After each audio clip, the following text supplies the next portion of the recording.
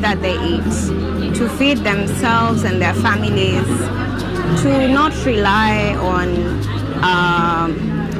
seeds or input from outside their country, for them to have the capacity to store their food, to store their seeds, to use the indigenous knowledge to grow their food. It is a non-interference, but only collaboration based on mutual interest with other countries, so that primarily the countries decide how to feed their people and the farmers take precedence. Es el derecho que nosotros, campesinos y campesinas, y el pueblo en general tenemos para poder producir nuestros alimentos. No necesitamos de que nos impongan políticas para que nosotros podamos tanto producir como también comercializar nuestros productos.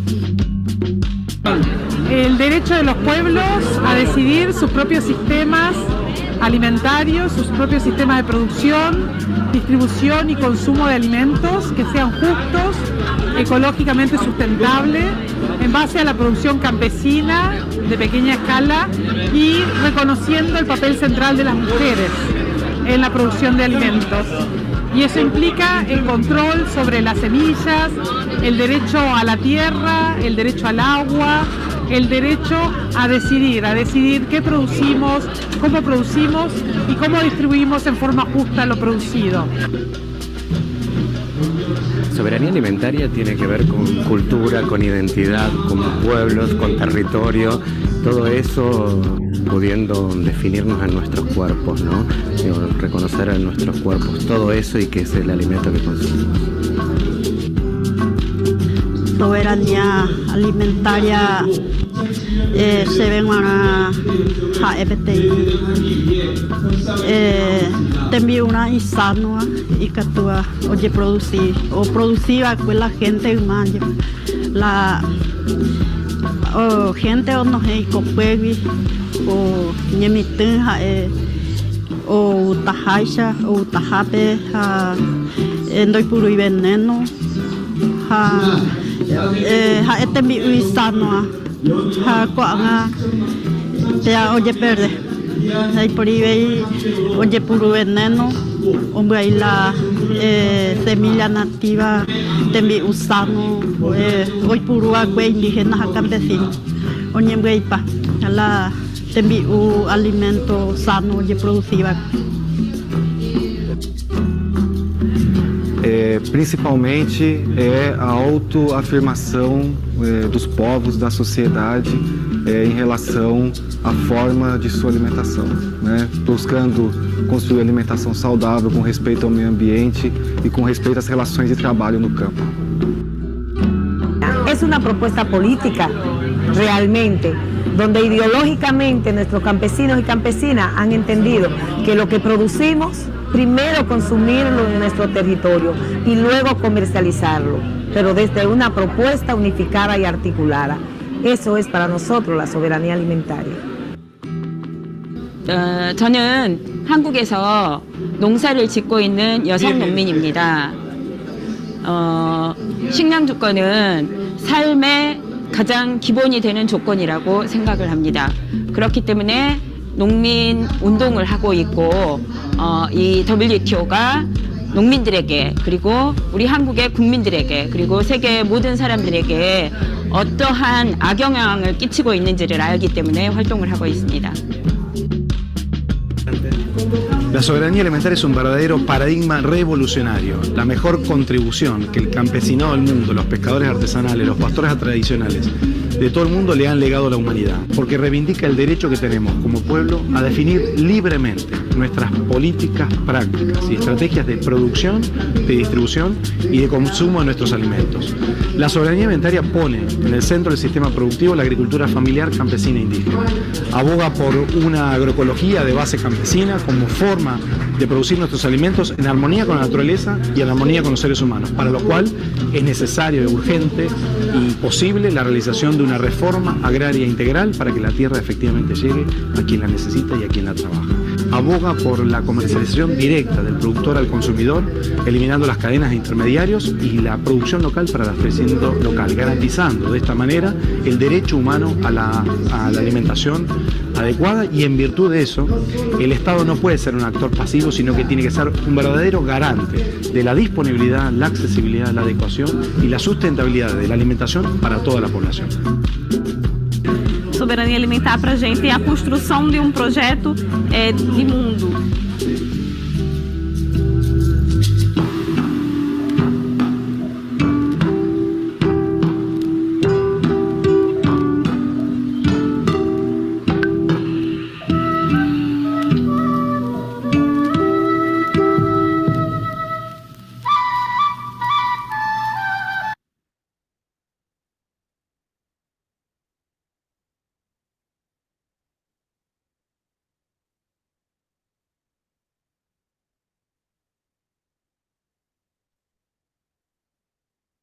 Bienvenidas, bienvenidas, bienvenides.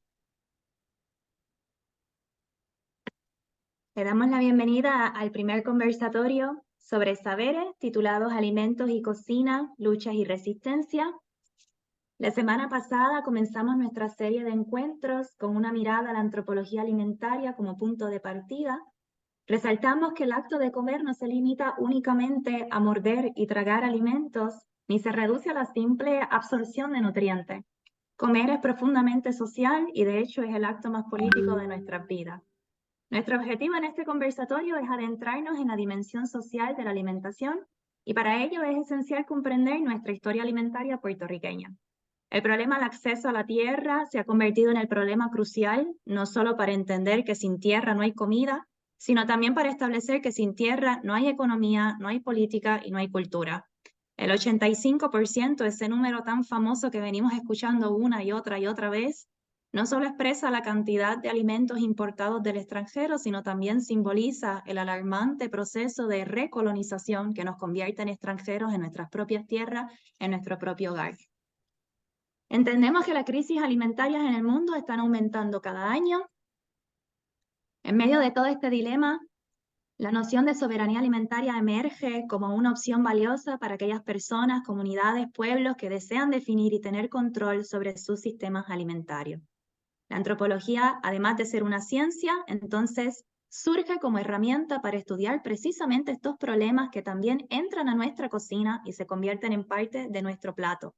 Así que, ¿qué es lo que cae en el plato? ¿Qué es lo que estamos comiendo o por qué comemos lo que comemos?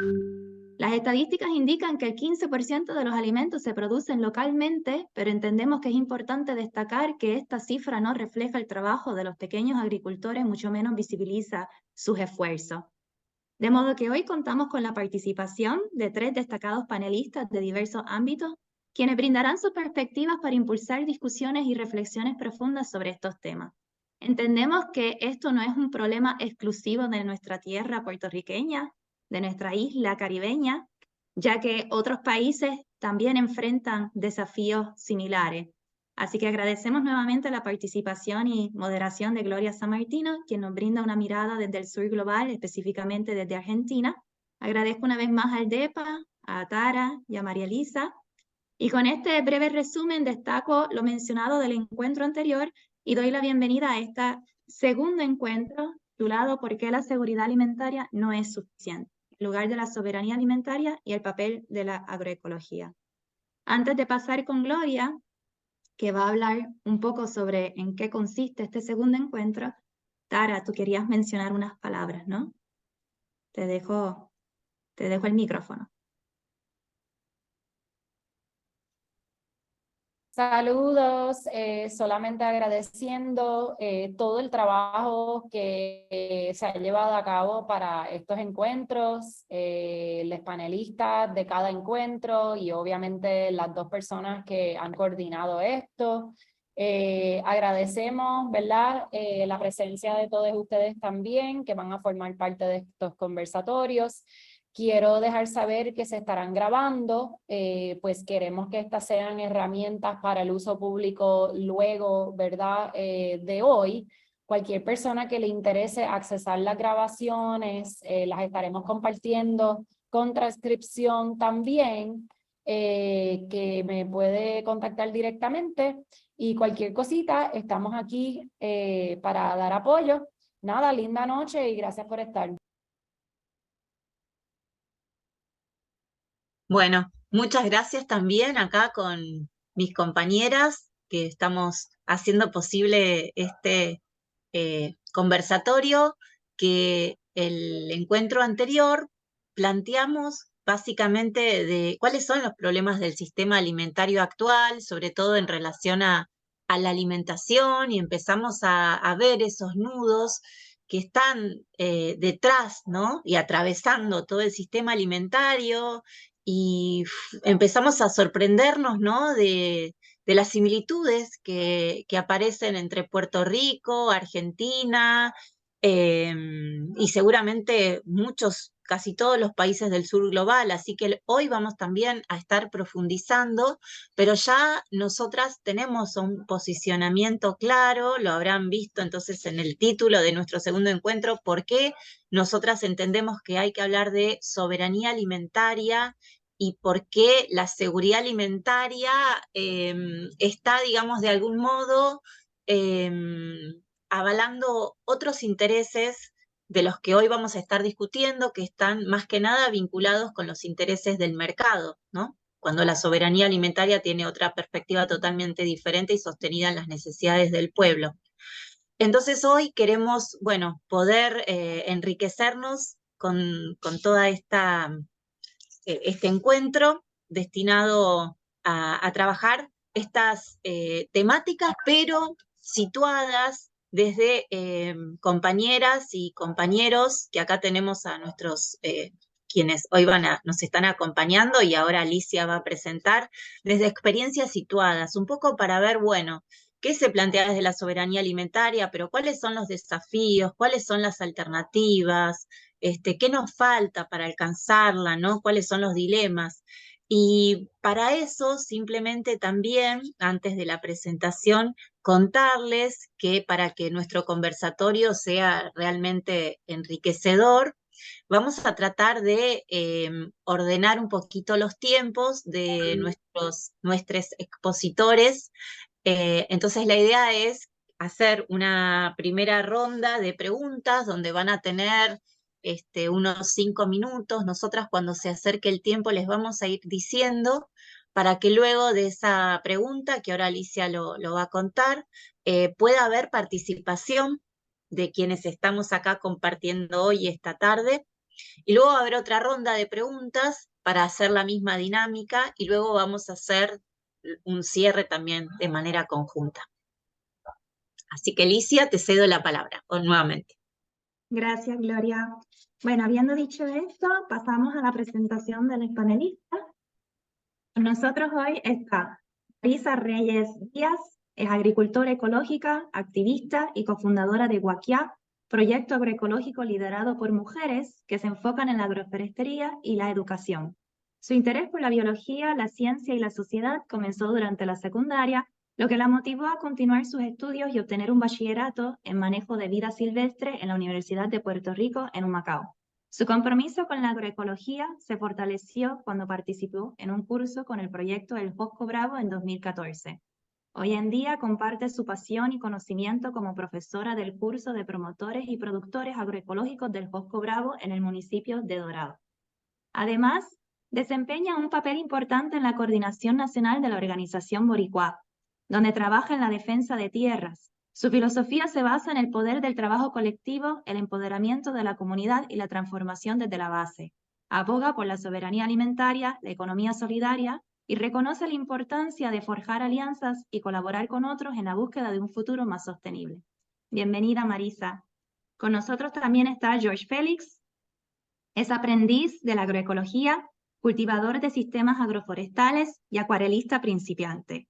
Actualmente ocupa el cargo de académico en el Centro de Agroecología, Agua y Resiliencia de la Universidad de Coventry en Inglaterra. Su compromiso con la investigación lo ha llevado a establecer colaboraciones a lo largo de los años con agricultores y agricultoras en el Caribe, África y Europa. Su enfoque principal se centra en el diseño y la planificación de fincas, tanto rurales como urbanas, así como en la restauración de suelos degradados. Además, ha contribuido al desarrollo de políticas públicas destinadas a promover la soberanía alimentaria. Bienvenido, George. Y con nosotros también está Maritza Puma. Con raíces en Bolivia, se entrega con pasión a la producción agroecológica de hortalizas y semillas en el Cinturón Hortícola de La Plata, provincia de Buenos Aires, en Argentina. Además de su compromiso en la agricultura, está inmersa en su desarrollo académico como estudiante de la Tecnicatura Universitaria en Agroecología en La Plata. Su compromiso con la agroecología no se limita al salón de clases, ya que también forma parte del Consultorio Técnico Popular de la Unión de Trabajadores de la Tierra, mejor conocido como la UTT. Dentro de esta organización, los productores comparten valiosos conocimientos entre sí a través de talleres, encuentros y el intercambio constante con otras familias que buscan transformar sus prácticas agrícolas convencionales hacia la agroecología. Maritza lucha por el acceso a la tierra, abogando por una propuesta de ley de acceso a la tierra como política pública. Le damos la bienvenida a nuestros 3 panelistas del día de hoy. Hago una pausa y les menciono, como Gloria dijo, que esto es un espacio de diálogo abierto y participativo y animamos a todas, todos los miembros del público a unirse a la conversación. Tenemos el icono de la manito en cualquier momento que tengan alguna pregunta o quieran compartir alguna opinión, sugerencia, están bienvenidos a hacerlo. Habiendo dicho esto, Gloria, te devuelvo el micrófono para explicar la primera actividad dinámica del día de hoy. Bueno, muy bien. Armamos un collage muy chiquitito, pero la idea es provocar. Si María Elisa, por favor, lo querés compartir, el collage sobre unas imágenes, para que ustedes puedan comentar por el chat, bueno, ¿qué es para ustedes la soberanía alimentaria? Puede ser algunas palabras o frases muy cortitas, porque bueno, justamente con esta actividad es que vamos a arrancar.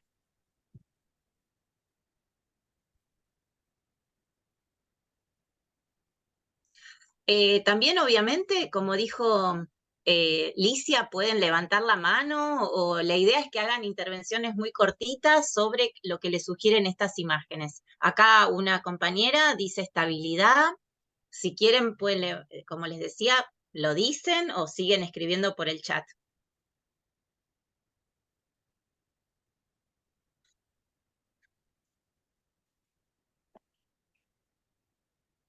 Autodeterminación.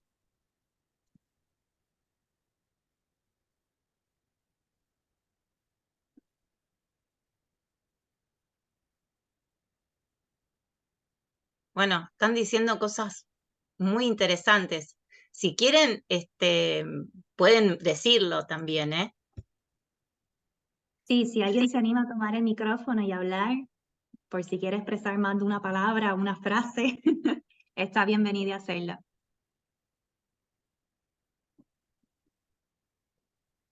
Pero bueno, podemos empezar a leer. Se habla de estabilidad, autodeterminación, política, colores diversos, poder desde la base, comunidad, autogestión, colectividad, comer sabroso, amor, soberanía es tierra y autonomía, resistencia, mercado, muy bueno esto del mercado también, ¿no? Por la negativa, comunidad, autosuficiencia, autocapacidad de tomar decisiones sobre lo que se come y cultiva, resistencia, poder político, trabajo, libertad, poder decidir.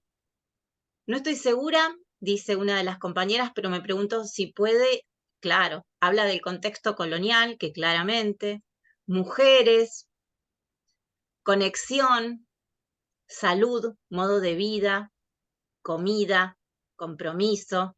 Bueno, acá tenemos muchísimos elementos.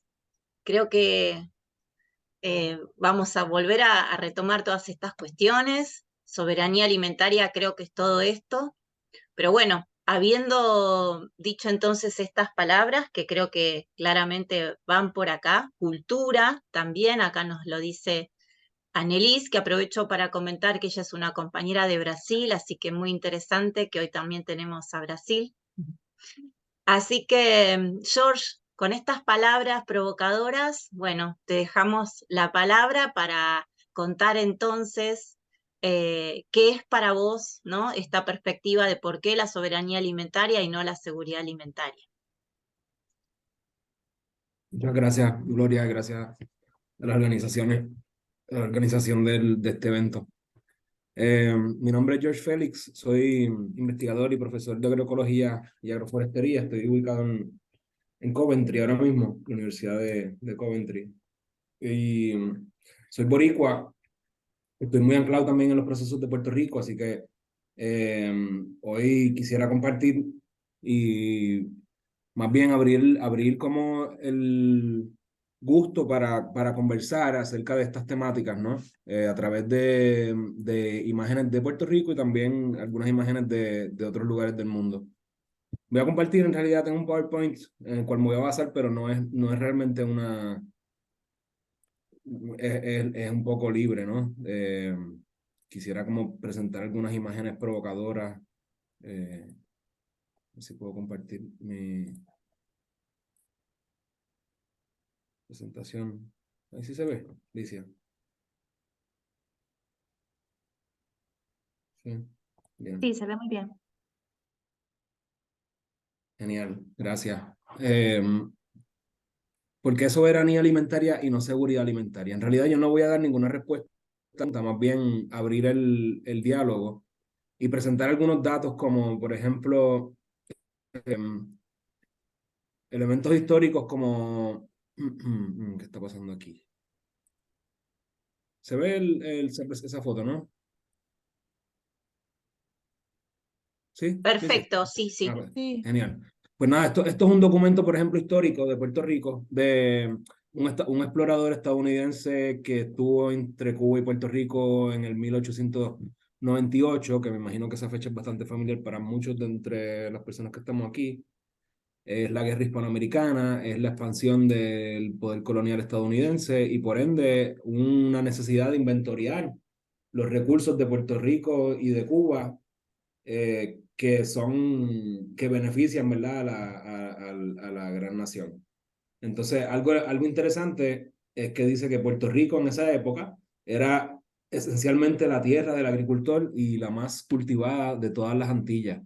De hecho, es la única isla donde la agricultura es tan diversificada que produce suficiente alimento para el consumo de sus habitantes, y esto en adición a plantaciones amplias de azúcar y café para exportación. Así que Puerto Rico realmente es un país agrícola y lo ha sido históricamente, y hoy en día pues esa agricultura ha tomado un giro. Y simplemente para ilustrar ese giro, estos son datos más históricos desde los años 60, donde se ubican un cierto número de cultivos registrados en Puerto Rico, ¿ya? Y la gran mayoría lo que se ve es una tendencia a la baja. Y eso no es raro porque realmente hubo un cambio de perfil demográfico rural a urbano y urbano hacia el exterior. Entonces, como las tierras se abandonaron, pues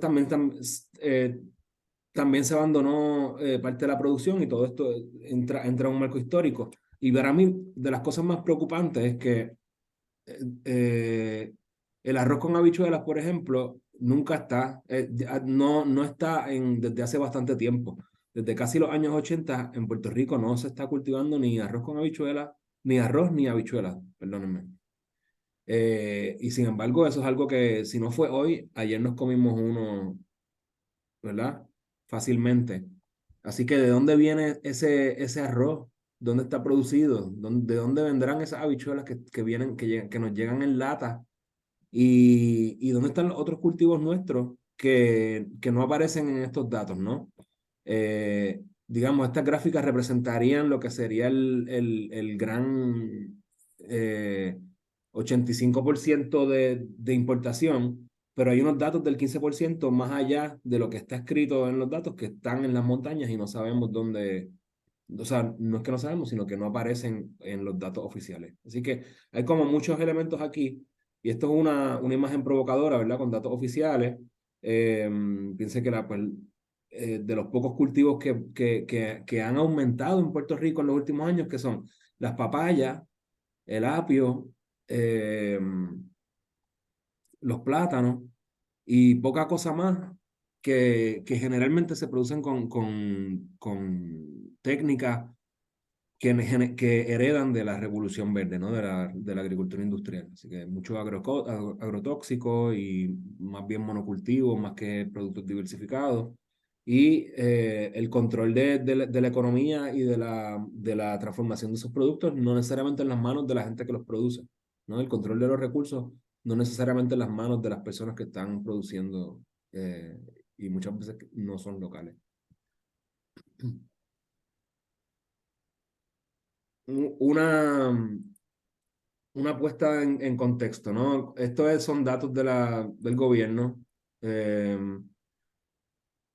Hay menos fincas, digamos, hay fincas más grandes y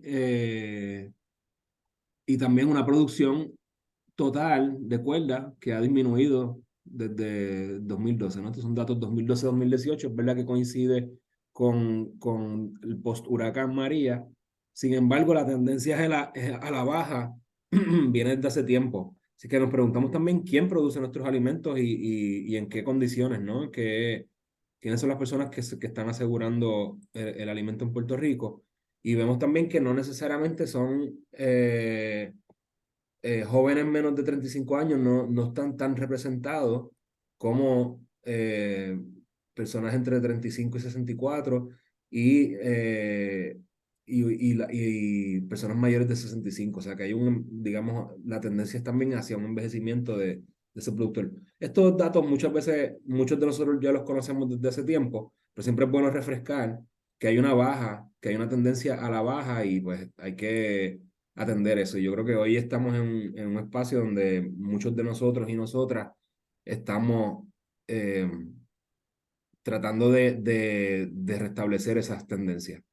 Otro dato histórico que me gustaría simplemente como dejar plasmado en esta charla es que aquí hubo un cambio grande de población rural a urbana, ¿no? Desde los años 60, políticas que conocemos, que podemos conversar un poquito más adelante, y eso a su vez trajo una conversión de áreas agrícolas hacia forestales, pero no a forestales de madera de gran calidad, sino a bosques secundarios, generalmente de especies no muy densas, que no son de gran calidad, digamos, económica, que pudiese representar pero sí las hay, ¿no? Hay sus especies, pero no en general no es un bosque de muy alta calidad. Esto combinado con el huracán, ¿ya? Y con otras presiones políticas, económicas, sociales, ambientales, pues es un buen melting pot para repensar un poco lo que está pasando y cómo queremos retomar las riendas de nuestro sistema alimentario con bases de manejo de recursos naturales. Así que miremos unos datos adicionales. Estos mapas son mapas digamos, de densidad de cultivos diferentes en diferentes pueblos de Puerto Rico, en este caso barrios por barrio. Es un dato histórico, 2013-2016, esto es un trabajo que estamos haciendo que está en progreso. Y si se fijan, ¿dónde está el cuerno de alimentación? O sea, el valle de alimentación, es realmente el sureste de Puerto Rico al este de Ponce. Y las montañas, ¿ya? Así que hay bastante densidad y ya en la costa hay menos diversidad de cultivos, ¿verdad? Pero siguen habiendo por lo menos entre 10 y 20 especies diferentes de cultivos. Así que producción en Puerto Rico hay. Estos datos representarían lo que llamamos el famoso 15%, y yo lo que también argumento, que hemos conversado con varias personas aquí presentes, es que más allá de ese 15% que se registra en Puerto Rico, pues hay una producción que está escondida, ¿no? Entonces, ¿cómo hacemos para inventoriar un poco esa producción, si es que fuese posible, y cuál sería el propósito de inventoriarla, pero también el detalle de saber qué otros cultivos adicionales también se están cultivando y comercializando o al menos utilizando de forma de subsistencia. Eso incluye no solamente cultivos domésticos, pero también cosechas silvestres. Así que todo eso entra en esa, más allá del 15% de nuestra alimentación producida localmente. A la par de esto, ¿verdad? Se fijan, este área suroeste es también donde hay grandes cantidades de casos de cáncer, ¿ya? En esas zonas donde hay producción alimentaria. Entonces, eso nos lleva a cuestionarnos, obviamente esto es una enfermedad que es multifactorial, pero el hecho de que coincida con las zonas de alta producción agrícola de Puerto Rico o de alta diversidad agrícola, según los censos oficiales, también nos lleva a cuestionarnos el tipo de producción que se está llevando a cabo allí, ¿no? Entonces, no es lejano, no es, digamos, extraño saber que los agrotóxicos matan y que hay mucho agrotóxico en Puerto Rico, incluyendo herbicidas nocivos, el uso de fertilizantes, el uso de pesticidas, de insecticidas, de productos que más bien lo que hacen es guerrear contra la naturaleza más que favorecerla para que se autorregule.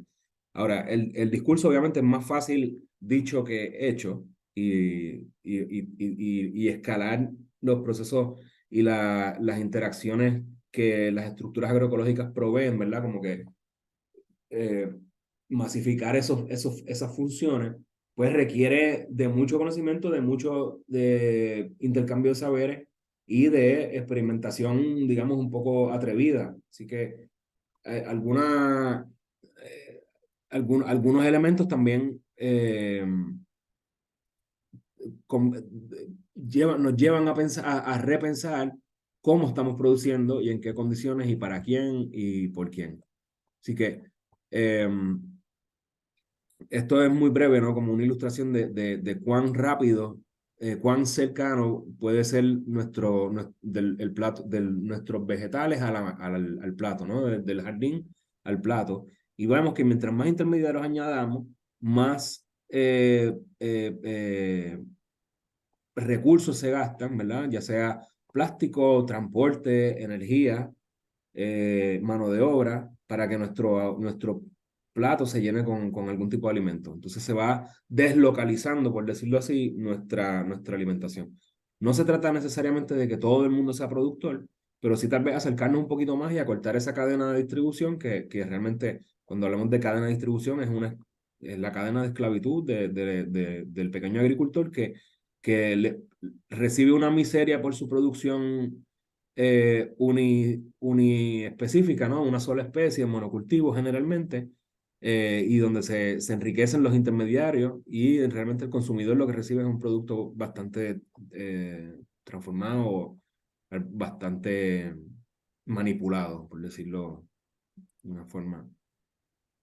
Entonces, no se trata de que todos seamos productores, pero sí tenemos el potencial de hacerlo, ¿no? Entonces, les muestro un ejemplo de una huerta en el área metropolitana en San Juan, Carolina, costera, donde era un desierto alimenticio en el 2010, llevan más de 10 años que tenemos este espacio, se fue convirtiendo, respetando procesos, interacciones agroecológicas, diversidad, reciclaje, y ahora tenemos un bosquecito así, ¿no? Un bosque alimentario que pudiésemos llamar costero, no necesariamente extra productivo, pero con la bondad de estar ahí.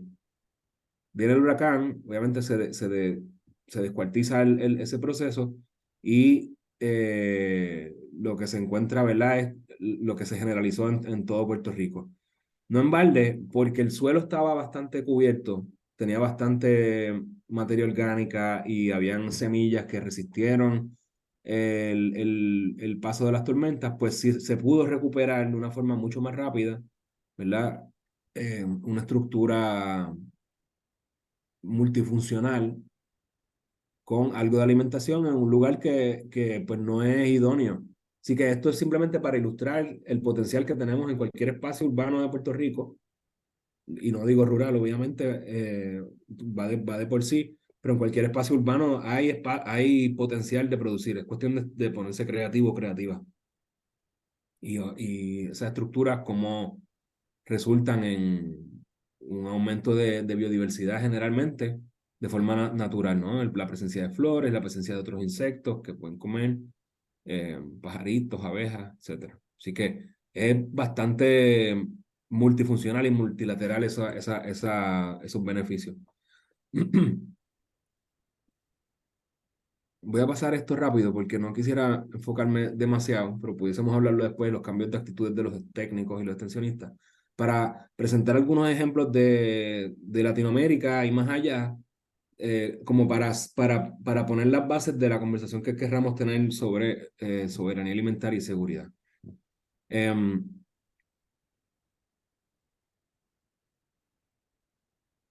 segundito. Aquí.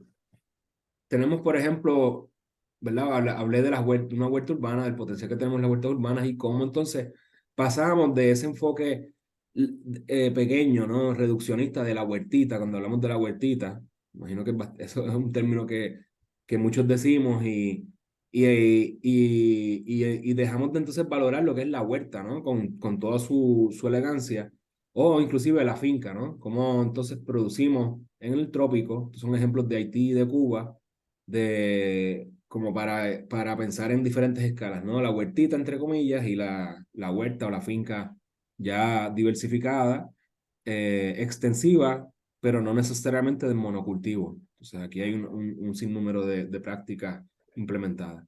Otro ejemplo es el del café en Puerto Rico, y en este caso son imágenes de Costa Rica, para ilustrar, ¿verdad?, un monocultivo agroforestal, pero siguen siendo un monocultivo, a un sistema agroforestal también orgánico, donde pues se respetan otros procesos, empezando con lo evidente, que es el uso de herbicidas, ¿verdad?, o el no uso de herbicidas en la finca orgánica, y la posibilidad de tener otros productos como la madera, que eso nos puede dar un poco de economía en las comunidades, Disculpa, George. y productos Quedan asociados. 5 minutitos. Vale. Perdona que te interrumpa, pero para Perfecto, estar... ¿no? Gracias. Gracias. Ok. Entonces, en esto de los rediseños, voy a pasar la parte técnica o sea, utilizo el punto de entrada técnico como para hablar también de los principios, ¿verdad?, más políticos, de lo que es la soberanía y la seguridad alimentaria. Los suelos, ¿verdad?, nos dan esa posibilidad de producir cultivos y tenemos tres opciones: o los cuidamos, o no los cuidamos, o los dejamos tal cual, ¿no? Que a eso se refiere esta gráfica de degradación, mitigación o agradación. Entonces, con una línea base es bueno saber. Paisajes conocidos nuestros, de los paisajes cafetaleros, donde se erosiona un montón, ¿verdad? ¿Cómo pasamos de la destrucción o la degradación a la protección? Es parte de estas políticas de soberanía alimentaria, ¿no? Nuestros incentivos para el café te incentivan a producir café en monocultivo y no necesariamente protegiendo el suelo. Y hay una variedad de iniciativas, pero sí, esa diversificación, ¿cómo vamos repensándola rápido? Déjame presentar un ejemplo. Tal vez muchos de aquí conocemos a Isa y Gustavo, que están haciendo un trabajo en Lares, ¿verdad?, de restauración del ecosistema en realidad, y no solo del ecosistema, sino de las comunidades. Todos esos aprendizajes que se dan en la finca se van compartiendo también a través de diferentes actividades. Que eso es otro elemento de lo que es soberanía alimentaria. Voy a pasar rápido, estos son ejemplos de otros lugares, pero ¿verdad?, cómo vamos repensando, rediseñando los sistemas. Esto desde el punto de vista técnico, pero esto tiene implicaciones políticas, porque hay que organizarse con los vecinos para poder hacer transformaciones del paisaje. Hay que organizarse para el manejo de los recursos naturales, y hay que también explorar otras iniciativas. Entonces, me han solicitado como hablar un poco de las diferencias entre permacultura, agricultura orgánica, agroecología, y en realidad cuando esa pregunta surge, a mí me llama más la atención hablar de los puntos en común. ¿Cuáles son los principios que rigen, ¿verdad?, esos sistemas? Y parte de lo que es común es el uso minimizado de recursos externos, ¿no? Entonces, a través de diseños diversificados. Esto es un sistema urbano en Londres. Voy a enseñar algunos ejemplos como para que nos empapemos de posibilidades, ¿no? y de realidades también. Esto es el cambio en 4 años, ¿no? Un desierto alimenticio similar al que les presenté antes, a un oasis de frutos y verduras que se comparten y se trabajan. Prácticas de compostaje en áreas más templadas, integración con animales también, con pollos, restauración de suelo, jardines comunitarios que nos permiten no solo cultivar alimentos y biodiversidad, sino también comunidad, espacios para sentarse, para hablar, para organizarse, para dibujar, que son productivos y a la vez generan otras cosas. Así que parte de la idea de presentar esta foto es que no solamente hablemos de eficiencia, ¿verdad? Sino de funciones más allá de la alimentación. Y si bien la cantidad va a ser importante, esa calidad de vida es lo que rige. Y básicamente esa es una de las ideas que yo quería como compartir con el grupo, es que esos 4 pilares de la seguridad alimentaria, ¿no? El acceso, la disponibilidad, el aprovechamiento biológico y el consumo de alimentos, no está desligado de las políticas públicas que están en el país y tampoco está desligado de la producción, o sea que debemos cuestionarnos de dónde vienen esos alimentos y debemos como poner en perspectiva que un alimento que viene de muy lejos nos cuesta mucho más caro que un alimento producido cerca y sin pocos productos.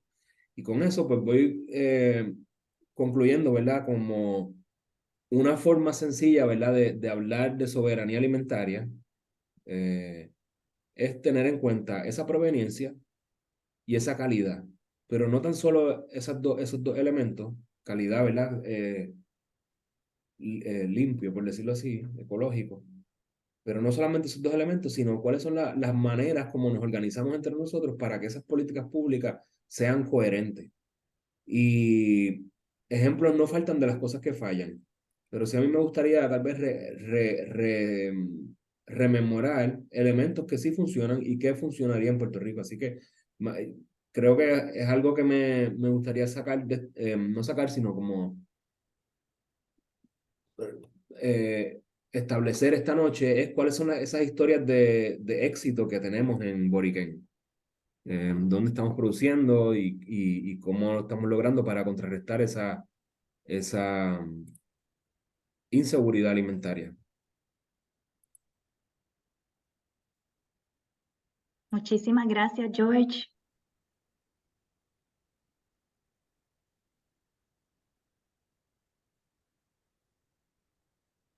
Gracias por esta presentación. Es increíble por brindar definiciones sobre un tema tan amplio que a veces resulta incluso desafiante comprender en su totalidad.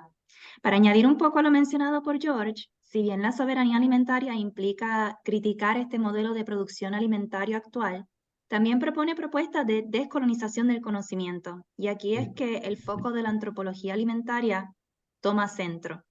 Cuando nosotros mencionamos conocimientos, no solo nos referimos a saberes y remarcamos la importancia de hacerlo en plural. Lo que hacemos es promover un diálogo de saberes, donde intentamos rescatar y valorar aquellos conocimientos que han sido marginados y silenciados por el modelo hegemónico, modelo dominante de producción de alimentos. Entonces, estos conocimientos que han sido amenazados desde la llegada de los conquistadores en 1492, por tal razón ahora que llega este jueves 12 de octubre, día que se conmemora la llegada a América de Cristóbal Colón, pensemos bien en el significado de esta fecha, que de alguna manera es la que ha sentado base para este sistema capitalista, patriarcal y colonial en el cual vivimos. Así que tomemos en consideración todo lo mencionado. Ahora entramos a la parte más chévere, que es la mesa redonda, donde invitamos nuevamente a nuestros panelistas. Gloria, te paso el micrófono para que puedas dar las instrucciones de cómo es que vamos a manejar esta parte. Bueno, muy bien, muchas gracias. Entonces, con esta hermosa presentación de George, que creo que aclaró un montón de cuestiones que ahora van a está retomando Marisa y también George, y en el que entonces ponemos bien en claro, ¿no?, sobre la mesa de que ¿por qué entonces soberanía alimentaria y no seguridad alimentaria? Bueno, porque como bien dijo George, entonces desde el marco de la seguridad alimentaria lo que se busca es dar prioridad a la producción de alimentos por parte del mercado y que no importa tanto quién los produce, sino que más que nada exista disponibilidad de alimentos. Mientras, es decir, no importa si es que hay una, digamos, una prioridad para que el mercado se entienda que sea quien tiene el papel central para producir y distribuir los alimentos. Mientras, desde el enfoque de la soberanía alimentaria, ambos conceptos totalmente políticos, se pone en primer plano justamente el cuestionamiento en manos de quién queda el control de los recursos, como dijo George, ¿no? Del agua, de la tierra, de las semillas, ¿no? Entonces se pone en tensión todo esto, que también dijo George, él habló de la cadena de esclavitud. Bueno, ¿cómo romper esa cadena de esclavitud, ¿no? Entonces ahí están puestos sobre la mesa los desafíos, que justamente es lo que nos gustaría ahora que, en primer lugar, Marisa, que tendrá sus 5 minutitos, luego Maritza y luego George. Y a partir de ahí hacemos entonces la ronda de preguntas por parte del resto de quienes estamos acá participando. ¿Les parece? Las preguntas entonces concretas son: ¿cuáles son los problemas y desafíos para ustedes, Maritza, que atentan contra la soberanía alimentaria? Las cuestiones prácticas entonces que vos estás viendo. Y contarnos un poquitito, obviamente, qué es lo que vos estás produciendo, un poco para contextualizar.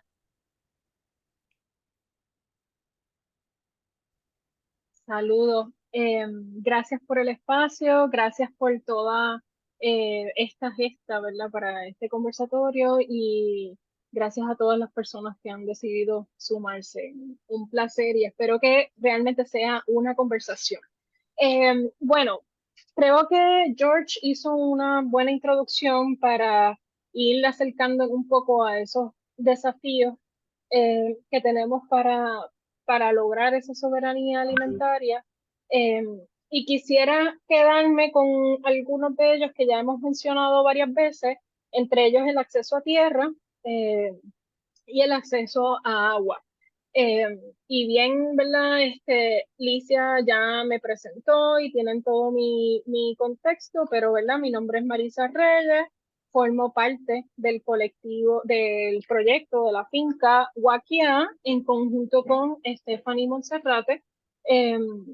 Llevamos trabajando en conjunto ya casi 10 años. Y en donde estábamos ubicadas es en Dorado, ¿verdad? Estas fotos fueron tomadas en Dorado. Ahí Stephanie dice hola porque está presente, muchas gracias. Así que, ¿verdad?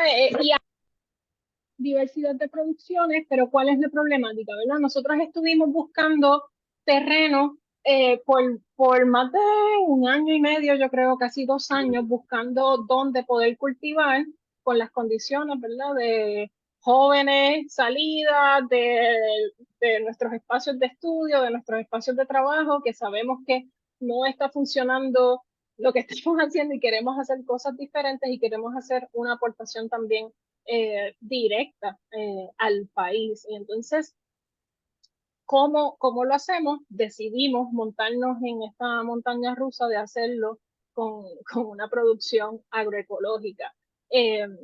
Y logramos este acceso a tierra a través de un acuerdo colaborativo, que yo creo que es bien importante resaltarlo, con unas hermanas religiosas, una congregación religiosa, que nos permitió un acuerdo de 11 cuerdas de terreno que no estaban utilizando para producción de nosotros por 11 años a $1 el costo por cuerda por año, o sea, $11 el terreno, que para nosotras era lo que realmente podíamos pagar, porque a final de cuentas no teníamos recursos económicos. Así que eso es otro de los desafíos, ¿verdad? Si salimos con todos los conocimientos de nuestros espacios de educación, no tenemos acceso a tierra para empezar y buscarlo es un lío. Y segundo, no tenemos un acceso a capital y mucho menos cuando, ¿verdad? Normalmente la agroecología no la consideran como algo para invertir, ¿verdad? Tampoco es que yo me quiera endeudar con el banco, no era un plan, porque no podíamos. Así que, pero eso está ahí y bueno, Raya también forma parte de la manada de nosotras y está aquí reclamando su espacio. Así que el acceso a tierra y con ella el acceso al agua. Esta finca tampoco cuenta con un acceso real a agua, dependíamos de lo que cae de lluvia, así que nuestras producciones iban a estar limitadas a uno, lo que tenemos de lluvia disponible y dos, lo que podemos capturar y retener, ¿verdad? Cuánto podemos aguantar en cisternas y eso también limita un poco nuestra producción.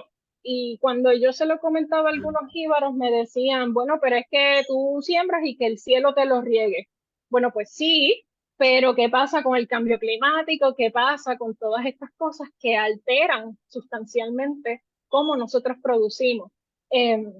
Así que eso está ahí y creo que otro riesgo que bueno, esto es muy específico, para nosotros fue un riesgo de seguridad y es que nos empezamos a estar, ¿verdad? Nuestro espacio empezó a estar muy atentado de maneras muy violentas y eso nos obligó a ver otras posibilidades. Una, porque no podíamos comprar este terreno, necesitábamos aumentar nuestra producción y dos, deja de ser seguro por todos los procesos de gentrificación y se sentía como la comunidad nos cuida y vela por nosotras, pero al final de cuentas los riesgos eran bien altos. Así que hay unas vulnerabilidades establecidas para tú poder producir alimentos en Puerto Rico. Y esas vulnerabilidades vienen desde el ecosistema, pero también vienen sobre todo del Estado. Donde el Estado es el que promueve, por ejemplo, este tipo de proyectos industriales en terrenos agrícolas, de alto valor agrícola, que tienen acceso a agua, que tienen acceso a canales de riego. Y el argumento, hoy salimos del tribunal, el argumento es que las placas son compatibles con nuestra producción agrícola y son compatibles de algunas maneras, pero en estas maneras industriales no. Así que hay unos desafíos desde lo pequeño, ¿verdad? Que es desde esa micro cosa de cómo yo consigo un pedazo de tierra para producir, ya tengo el conocimiento, tengo las ganas, tengo el tiempo para hacerlo, ¿dónde está la disponibilidad? ¿Cómo desde el Estado hasta de manera privada, cuáles son todos esos retos que recibimos para poder tener acceso a tierra, con ellos el acceso al agua, y eso, ¿verdad? Teniendo por el lado las amenazas del Estado, queriendo quitarnos nuestro territorio. Y con eso lo dejo hasta ahí y se lo paso a Maritza y entonces luego seguimos hablando. Muchas gracias, Marisa. Ahora compartimos las fotos de Maritza. Misma pregunta. Maritza, puedes tomar micrófono. Hola, ¿me escuchan bien? Sí, perfecto. Bueno, muy buenas tardes. Soy Maritza. Actualmente vivo y produzco en Buenos Aires, Argentina, y soy horticultora. Produzco todo tipo de verduras y formo parte de la UTT, que es la Unión de Trabajadores de la Tierra, y somos productores, pequeños productores de hortalizas, frutas, hacemos cría animal, hacemos productos artesanales y nos organizamos a nivel nacional mediante cooperativas. Somos más de 25.000 familias a nivel nacional y bueno, para contarles un poco con lo que estuve escuchando de la presentación de George y Marisa, en Argentina también tenemos las mismas problemáticas y bueno, nosotros como pequeños productores nos organizamos para eso, ¿no? Poder solucionar buscar alguna solución a nuestras problemáticas en nuestra vida misma y en nuestro trabajo, y con el tema del acceso a la tierra. En Argentina existe mucha concentración de tierra en pocas manos, y los pequeños productores, los que producimos realmente los alimentos, más del 80% no somos dueños en la tierra en la que producimos y vivimos. Y bueno, esa es nuestra principal lucha, el acceso a la tierra. Y para eso generamos propuestas de políticas públicas. Una es la Ley de Acceso a la Tierra, que desde el año 2016 la venimos presentando, que básicamente consiste en que los pequeños productores podamos acceder a un crédito con bajos intereses, donde podamos comprar nuestra tierra propia. Cada familia produce de 1 hectárea a 1,5 hectáreas, y en vez de estar pagando un alquiler, o sea, un arrendamiento mes a mes de la tierra, poder pagar nuestra tierra propia. Algo similar se hizo en los barrios y en las ciudades, que era un procrear, donde las familias podían acceder a su vivienda, y lo mismo queremos, ¿no? Proponemos en la organización para poder acceder a nuestra tierra propia para producir. Después tenemos otra que es a través de las colonias agroecológicas de abastecimiento local. Esta propuesta consiste en que las tierras del Estado en desuso se les puede acceder a las familias pequeñas productoras mediante acuerdos comodatos, donde las familias podamos acceder a producir alimentos sanos de manera agroecológica, y también poder acceder a viviendas y tener permanencia, ¿no? En esa tierra. Y tenemos varias colonias agroecológicas en la organización, y adentro de esa colonia viven muchas familias que pueden acceder también a la educación, a la salud y también a la comercialización justa, porque adentro también tienen sus propios almacenes, y los alimentos que se producen en una colonia agroecológica se distribuye en la localidad. Y bueno, en cuanto a la producción, las familias pequeñas productoras nos encontrábamos en esta situación, ¿no? De estar como atrapados en un modelo de producción dependiente de agroquímicos, semillas híbridas, una maquinaria muy pesada, en sí dependiente de insumos externos.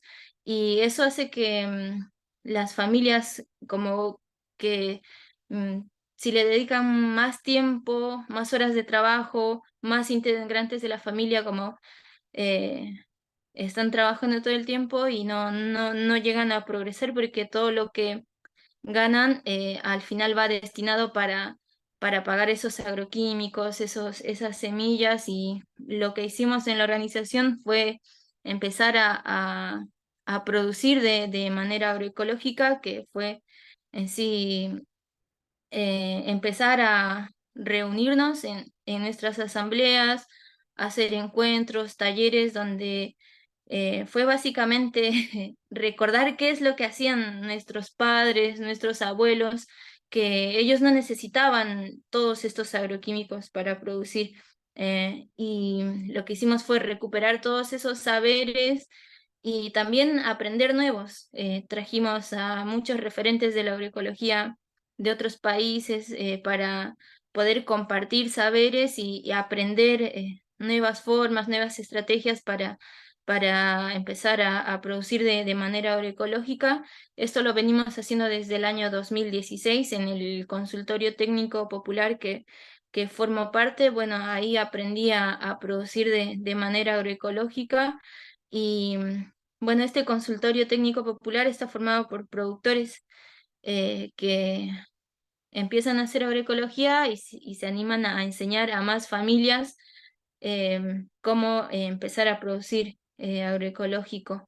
Y bueno, se dan talleres, encuentros a nivel provincial, regional y nacional constantemente para esto, intercambiar los saberes, y mediante eso salen también las biofábricas, por ejemplo, que son lugares donde nosotros producimos de manera colectiva algunos bioinsumos y abonos, las plantineras agroecológicas, también...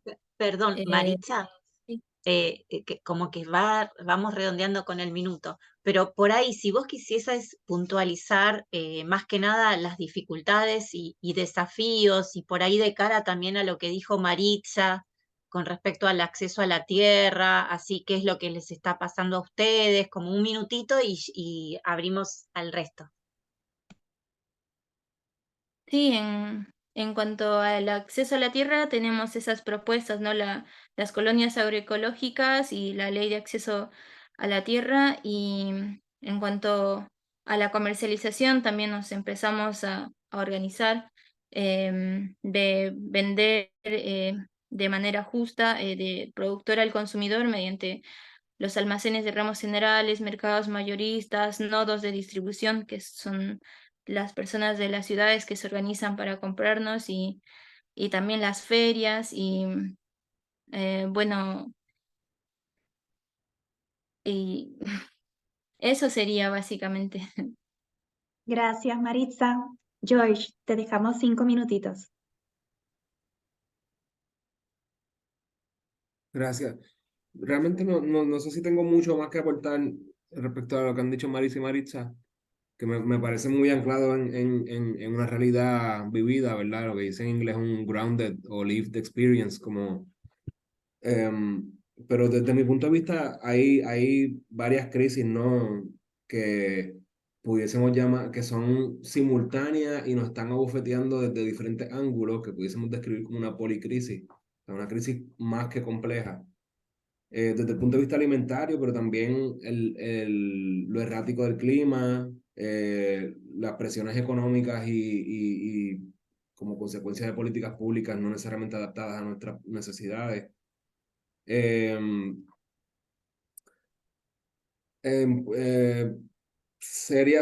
Situaciones serias, digamos, de infraestructura que no necesariamente tienen que ver con la alimentación o que no afectan directamente la alimentación, pero sí le influyen grandemente. Crisis con el transporte en Puerto Rico, crisis con la energía, ¿verdad? No solo la electricidad, sino la energía de combustión y el alojamiento. O sea, hay una crisis grave de alojamiento. Si no tenemos dónde dormir, no podemos estar en la finca produciendo porque no estamos descansando tampoco. Así que hay como unos elementos ahí, y tengo una colega acá en Inglaterra que se llama Chiara Tornaghi, italiana, y de hecho ha trabajado en Argentina, creo que trae algunos aprendizajes desde Buenos Aires y otros lugares de Latinoamérica, y hablan de un concepto que a mí me llama mucho la atención, que va más allá de la agroecología con enfoque alimenticio, y retoma un elemento de planificación, ¿no?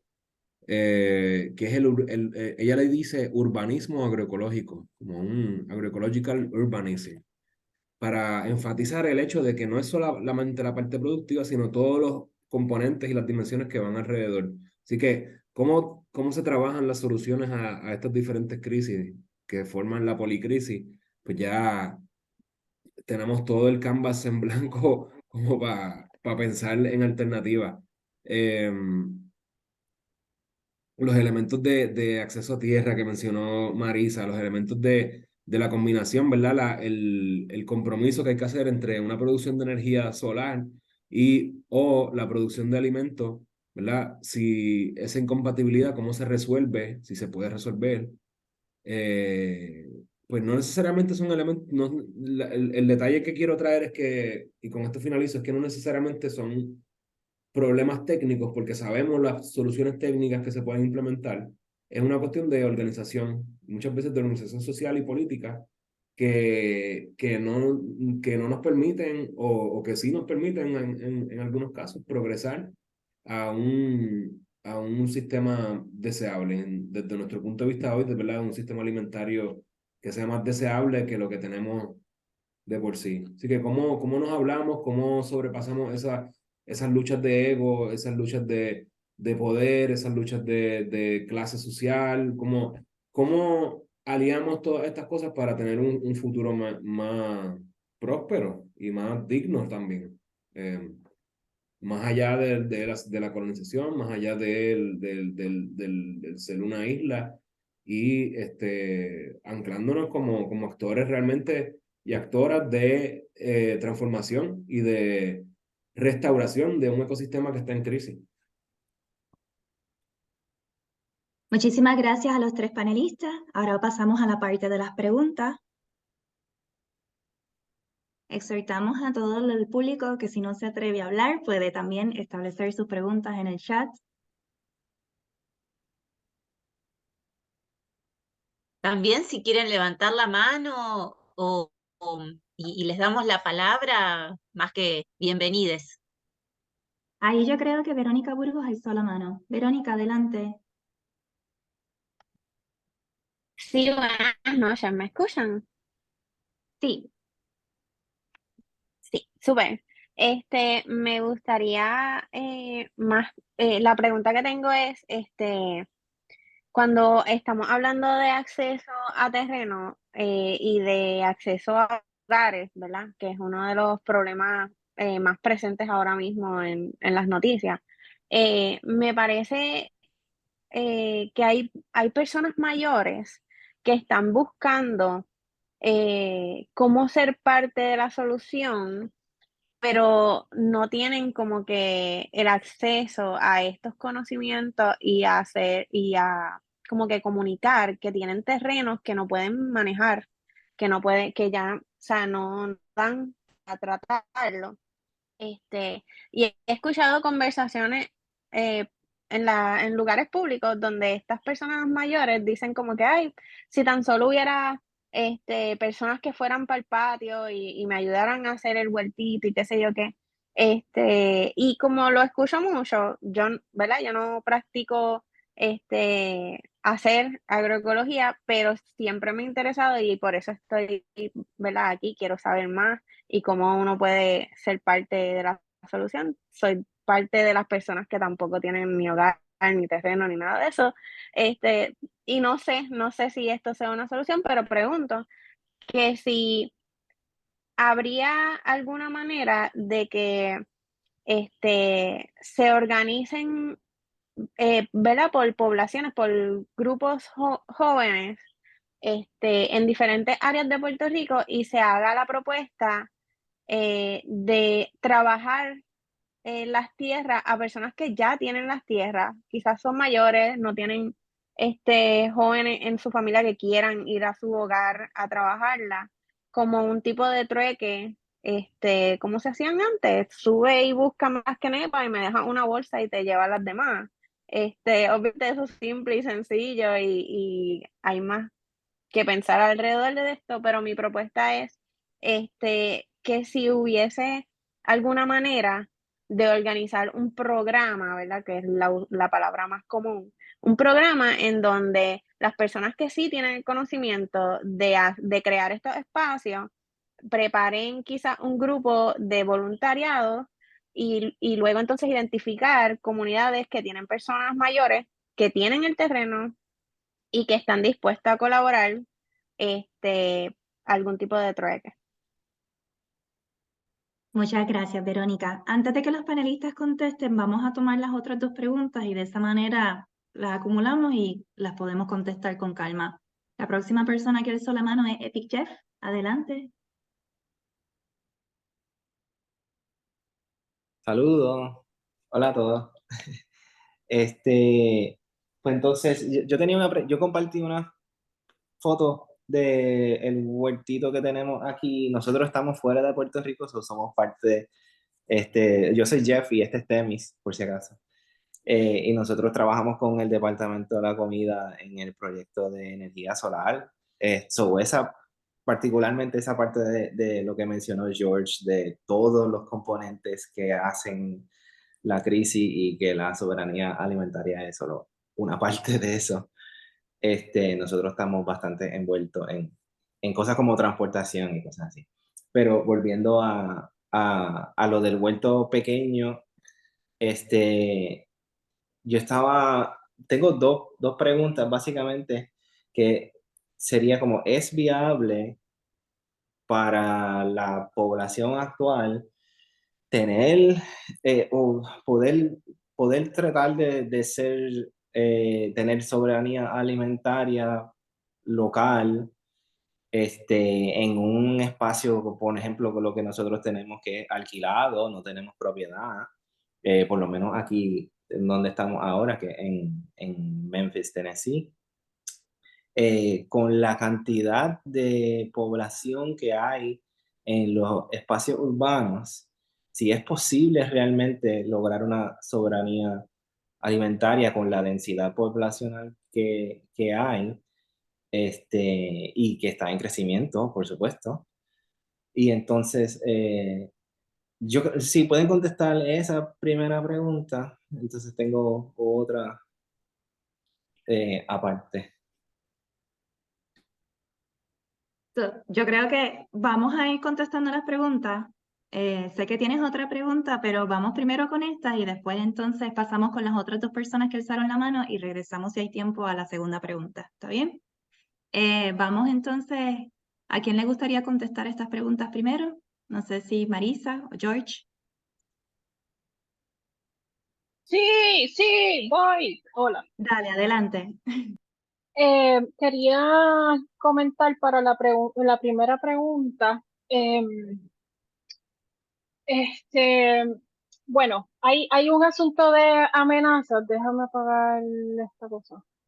El asunto de cómo, ok, creo que tal vez una posible solución para esa gente mayor que tiene terreno, que conocía a muchos durante esa búsqueda de terreno, es que o hay problemas de heredero o hay, ¿verdad? Hay otros problemas rondando en torno a eso. Y creo que ya hay unos grupos que han ido identificando, ¿verdad? Posibles soluciones a esto.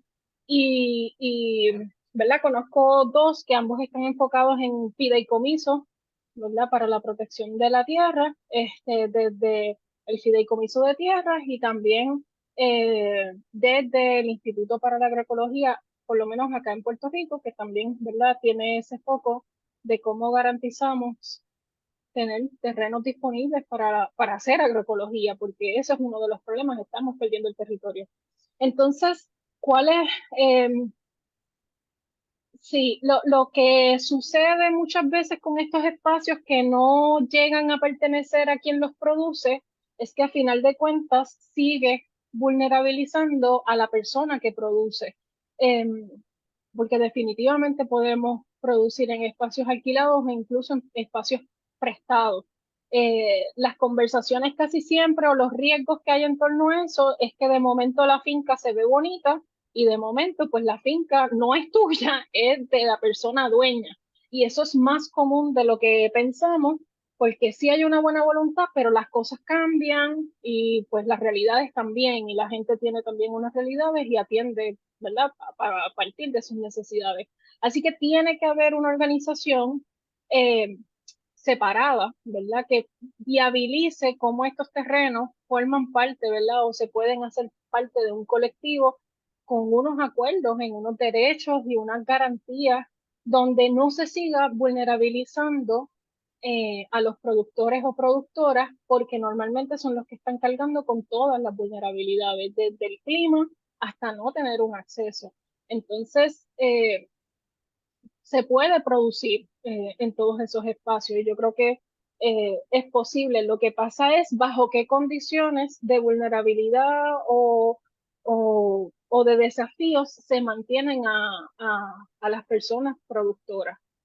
Así que quería como establecer eso, pero sí hay algunos grupos que están buscando cómo, cómo preservamos el territorio y hay opciones y yo creo que eso es importante entender lo que tenemos alternativas.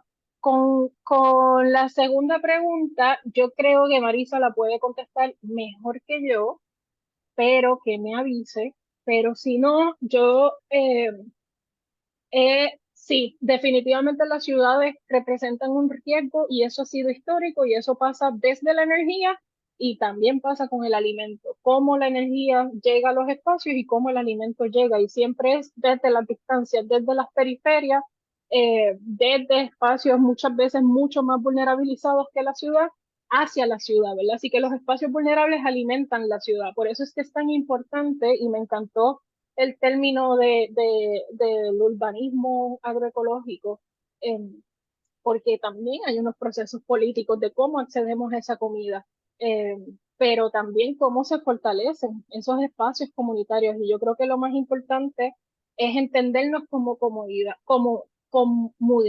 ¿verdad? Como una comunidad que busca y vela por sus intereses y por su entorno, y que cuando formamos parte de esa comunidad, otras cosas se van gestando. Pero lo voy a dejar hasta ahí, por si alguno otro de los panelistas quisiera añadir algo más.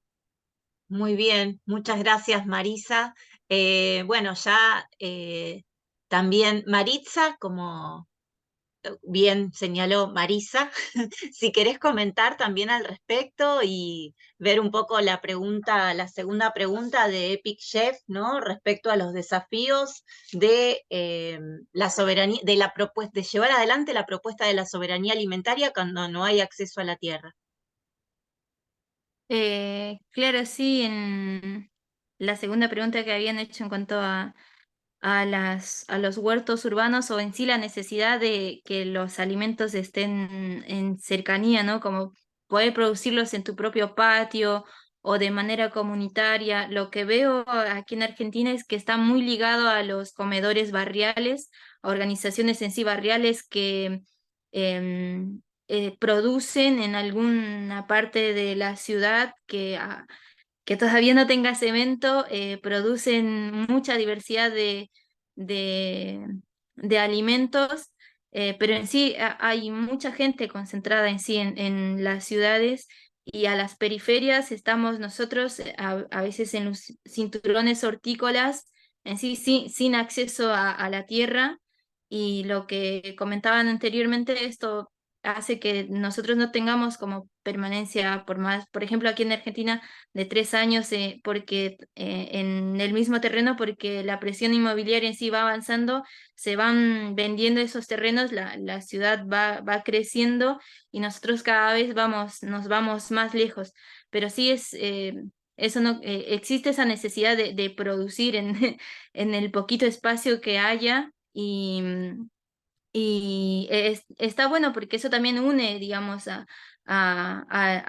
las personas, pero en sí los que estamos en el campo, por ejemplo, a veces tenemos problemas con la cría animal, o cuando nosotros, por ejemplo, embostamos con bosta de gallina, de vaca, y eso trae olores, trae moscas, y eso muchas veces en lugares donde el campo está muy pegadito al barrio, y cambia, digamos, en las políticas públicas el uso de la tierra, donde ya no es rural, sino pasa a ser urbano, empiezan a lotear todos los terrenos que antes eran de producción de alimentos, se empiezan a lotear y quedan muy pegados la ciudad y el campo, y ahí a veces hay en algunas provincias tipo policías agrícolas, y empezamos a tener problemas por eso, digamos, por tener a los animales y la cercanía que están con los barrios. Como pienso que sí es necesario, digamos, que existan las huertas, pero también como que los productores podamos acceder a esa tierra y garantizar también en mayor cantidad, y obviamente haciendo agroecología y en cercanía en sí a las grandes ciudades. Muchas gracias, Maritza. Tenemos ahora la pregunta primero de Maricel y después de Jaipe. Saludos. Hola, ¿me escuchan? Perfecto. Perfecto. Yo más me quedé pensando, ¿verdad? En el desafío que tenemos encaminado a la soberanía alimentaria, nuestra capacidad real de interceder en la política pública. En Puerto Rico principalmente, ¿verdad? Pero pienso que Maritza habló ¿verdad? De las colonias agroecológicas como formas de organización.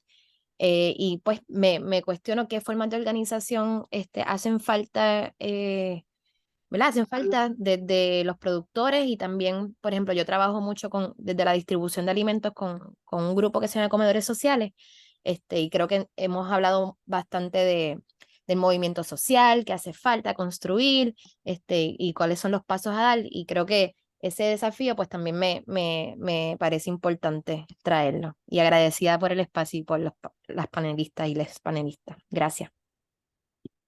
Muchas gracias, Maricel. Bueno, esto creo que desata ahora otros puntos de vista súper interesantes que tienen que ver con lo político. Si Jaipe, querés comentar, luego Gema, y si les parece vamos luego a la otra ronda de diálogo. Jaipe. Sí, muchas gracias. Yo me crié en California, en las corporativas agrícolas, y mi pregunta es, ¿hay ejemplos en donde vecindarios o comunidades pueden trabajar con el gobierno para poder desarrollar una economía en donde los agricultores y los vecindarios puedan trabajar para que haya un mercado? Entonces, por ejemplo, aquí hay lo que le llaman agro hoods, que viene siendo un vecindario que tiene una finca, que tiene un jardín, y todos benefician de ese jardín. No todos trabajan en él, pero hay una economía. Entonces,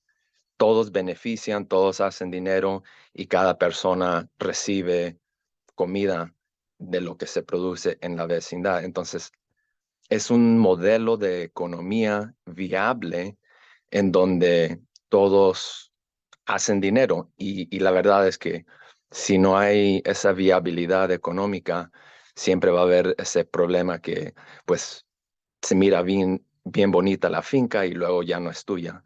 Entonces, eso es lo que me gustaría saber, y bueno, la pregunta. Bueno, muchas gracias. Interesantísima la pregunta. Creo que acá, bueno, dejamos estas planteadas. Si les parece, abrimos entonces a los pareceres de Maritza, Marisa y George al respecto. ¿Quién quisiera tomar la palabra?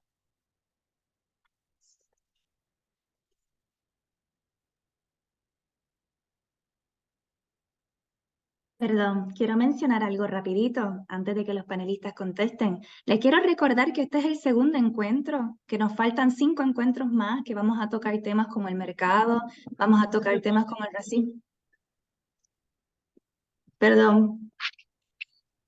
Sí, y Sí. como por ahí, para volver a las preguntas, ¿no? Creo que ambas de algún modo se conectan, porque Jaipe, bueno, hablaba de, Maricela hablaba, bueno, cuáles son los desafíos de la seguridad alimentaria, de la soberanía alimentaria, qué pasa con las políticas públicas, los movimientos sociales.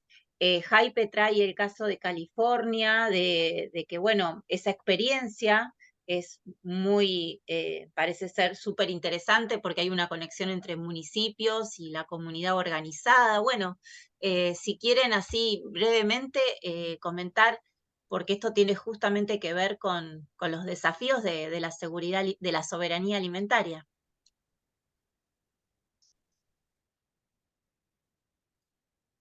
Marisa.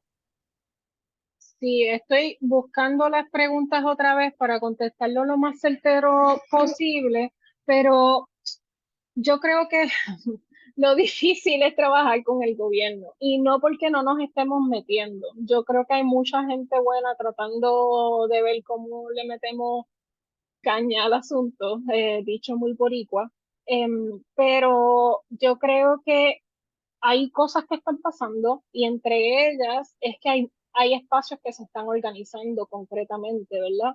Y hay espacios que se están organizando, y la cosa es que estos espacios se están gestionando, no se están trabajando necesariamente desde el Estado, porque el Estado ha ignorado por mucho la agricultura como un desarrollo económico, o por lo menos a nuestras escalas, ¿verdad? Como un desarrollo económico, pero también minimizando lo que se hace desde la agroecología y desde la agricultura a pequeña escala en general. Y pues, ¿cuál ha sido la respuesta de los agricultores agroecológicos?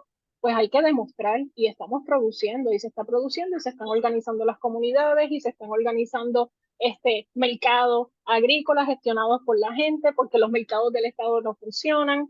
Se están gestionando comedores sociales, que aquí hay gente participando de este espacio. Se están organizando gestas para ayudar a que los agricultores tengamos acceso a herramientas, a otros recursos, porque el Estado no está proveyendo ninguno de esos estados. Así que ninguna de esas cosas. Así que la gente sí se está organizando, la gente sí se está gestionando, la gente sí está creando grupos de apoyo y de solidaridad en torno a la agricultura y sobre todo a la agroecología, porque entendemos el valor que tiene, porque entendemos las vulnerabilidades que están pasando estos productores y productoras y la importancia de estos espacios, no solamente por el mero hecho de todo lo que significa producir la comida, disminuyendo nuestras cadenas, pero también la transportación y seleccionando lo que queremos, subiendo la nutrición por tenerlo más cerca. Hay muchísimos beneficios que reconocemos y que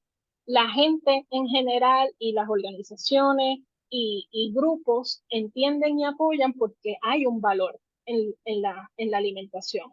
¿Cuáles son las políticas del Estado? Pues las políticas del Estado son desmantelar, son mantener sin conocimiento a las personas. Así que hay un andamiaje que está dedicado a cómo no se mantiene una producción agrícola, todo lo contrario, o que se concentre solamente en la montaña y que nos olvidemos de nuestros valles agrícolas, que esa es la política actual del gobierno, y cómo se mantienen esas vulnerabilidades, sin tener presente cambio climático y sin tener presente muchísimas otros componentes que nos amenazan a diario. Pero entender, ¿verdad?, cómo se ha movido y también tener el contexto de Puerto Rico, que yo creo que es bien importante, que hemos perdido mucho conocimiento y hemos ido rescatando. Entonces, los que están rescatando es mucha gente joven que ha decidido, ya estoy harta del trabajo, esto no hace sentido lo que estoy haciendo, ¿por qué Puerto Rico no produce comida? ¿Qué estamos haciendo para disminuir estas vulnerabilidades? Y nos los estamos echando a los hombros porque reconocemos que el Estado no lo está asumiendo y porque amamos nuestras comunidades, porque entendemos lo importante que significa tener comida saludable. Así que yo creo que hay muchas cosas pasando y podríamos pecar de verdad de si nos enfocamos solamente en el problema, no necesariamente podemos ver esas cosas hermosas que se están gestando, y hay mucho, ¿verdad?, a través de las regiones en Puerto Rico, y obviamente falta mucho más, falta muchísimo más. Y por eso es tan importante crear estos espacios de saberes y de compartir, porque si no nos hablamos no nos damos cuenta de todo lo que está pasando y todo lo que está gestionando y dónde me puedo sumar, porque hay cosas pasando. Así que nada, mi invitación es que qué bueno que están aquí y ya eso es un gran paso. El formar parte de estos procesos, el buscar aprender más, adelanta una soberanía alimentaria, porque es un tema que les interesa y es un tema que nos interesa. Así que, nada, hasta ahí. Bueno, muchas gracias, Marisa. Totalmente de acuerdo. Como también ahora tenemos a otra integrante de este conversatorio, que justo ella es de México, y de cara a lo que viene diciendo Marisa, de lo que está pasando en Puerto Rico, y nosotras junto con Liz, luego con Marisa podemos también complementar algo de lo que pasa en Argentina, pero sería interesante si Valeria, entonces querés comentar un poquito lo que pasa en México. Sí, claro. Hola a todos, todas, todes. Comparto un poquito también desde las experiencias y los colectivos en donde estoy. Soy parte de un mercado de productores que se llama Tianguis Alternativo de Puebla, que lleva ya 16 años y que desde ese tianguis o esa organización participamos en Maela, que por ahí algunas tal vez conozcan, y otras redes, les nombramos nosotras redes alimentarias alternativas, ¿no? Que pueden ser cooperativas de consumo, pueden ser tiendas ecosolidarias, cooperativas de productores, ¿no? Como cualquier iniciativa que articule campo con ciudad bajo estas otras lógicas, ¿no? Y bueno, hay una red nacional, por ahí les dejaré en el chat la información. Y es interesante porque cuando me tocó justo estar en Argentina por ahí compartiendo y conocí a Gloria, a Maritza, hacía mucho el contraste de las escalas a las que trabajamos aquí, ¿no? En México somos o construimos estas redes o estas iniciativas más desde lo local. Y digamos que hay una diversidad, ¿no? Incluso en una misma ciudad pueden haber 5 o 10 redes alimentarias alternativas distintas, no necesariamente todas articuladas, ¿no? Y diversas. Y esto tiene sus ventajas, pero a la vez, ¿no? Como sus complejidades, porque justo los retos es cómo nos organizamos para generar una incidencia en política pública que permee, ¿no? A nivel nacional. Cosa, por ejemplo, que veo distinto en Argentina, que sentía que hay como una organización masiva, ¿no? Es un movimiento de masas. Aquí estamos más como en células que se conectan y dialogan y sí se articulan para algunas cosas, pero tenemos nuestras propias dinámicas y nuestras propias identidades, ¿no? Apenas se está impulsando, ya pasó por la aprobación del Senado la Ley de Alimentación Adecuada en México, que tiene muchos... como es muy integral, ¿no? Desde la parte de la lactancia y el derecho a la lactancia hasta el procurar las compras estatales, ¿no? A pequeños y medianos productores agroecológicos o ecológicos. Incluso con este nuevo gobierno está buscándose hacer una transición agroecológica, se prohibió el glifosato y la meta es que para 2024 ya no haya glifosato en el país, cosa que... probablemente le cambien el nombre y entre bajo otro nombre la misma sustancia, ¿no? No sabemos qué vaya a pasar, pero bueno, están empezando a ver como algunos cambios, sin embargo, consideramos que el reto aquí termina siendo que se centra mucho en la parte productiva, si bien es un pilar muy fundamental, justamente hay otros elementos y que es en donde estamos articulándonos las RA, las redes alimentarias alternativas, que se necesita como sí proveer, ¿no? O subsidiar un poco. Hay mucho recurso y mucho subsidio para la producción, sin embargo, en la parte de gestión o en la parte de comercialización, al menos acá en México, sigue siendo muy deficiente, ¿no? Como que el gobierno apoya la producción agroecológica, sin embargo, llegan estas personas que llamamos coyotes, que son estos intermediarios súper injustos que rebajan y malbaratan, ¿no? Los alimentos. Y entonces, aunque haya esta diferenciación de los alimentos en la producción, terminan cayendo en canales de comercialización convencionales, ¿no?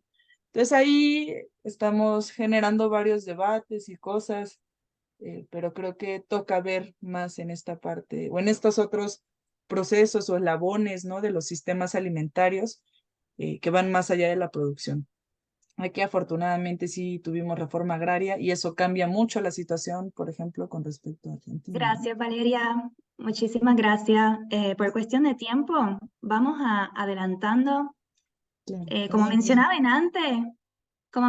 antes que se cortó el micrófono y mi cámara, disculpen, estoy teniendo unos problemas aquí con mi Zoom. Tenemos otros encuentros en los cuales tocaremos otros temas como lugares de resistencia, precisamente como comedores sociales, que estará Maricel Giovanni con nosotros, racismo alimentario, racismo ambiental, la importancia de la perspectiva de género.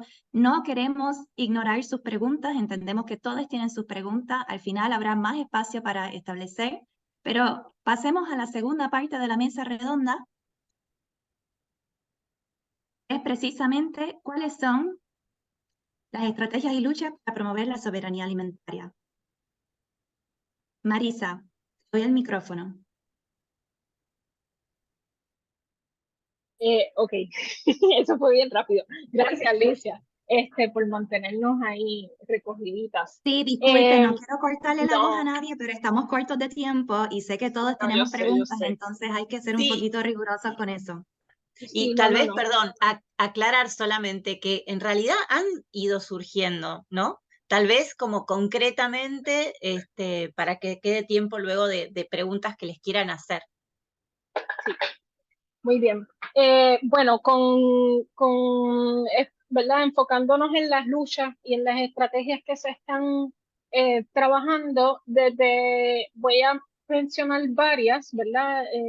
Pero quiero enfocarme, bueno, obvio, me voy a enfocar. Bueno, ok. Una es, acá en Puerto Rico se están enfocando un poco el asunto de las regiones. Desde la organización Boricua se está empujando a cómo se fortalecen las regiones para disminuir esas vulnerabilidades que hemos estado mencionando desde el sector de los productores, ¿verdad? Como tal, y que se pueda fortalecer un lazo dentro de esos espacios, con sus luces y sus sombras, con cosas todavía a mitad, con cosas más avanzadas, pero es algo que está pasando y que ayuda a fortalecer. Otra cosa, hace 10 años Ian Pagán del proyecto El Josco Bravo tomó la iniciativa de comenzar un proyecto educativo. Hay muchísimos proyectos educativos en Puerto Rico pasando que son sumamente importantes.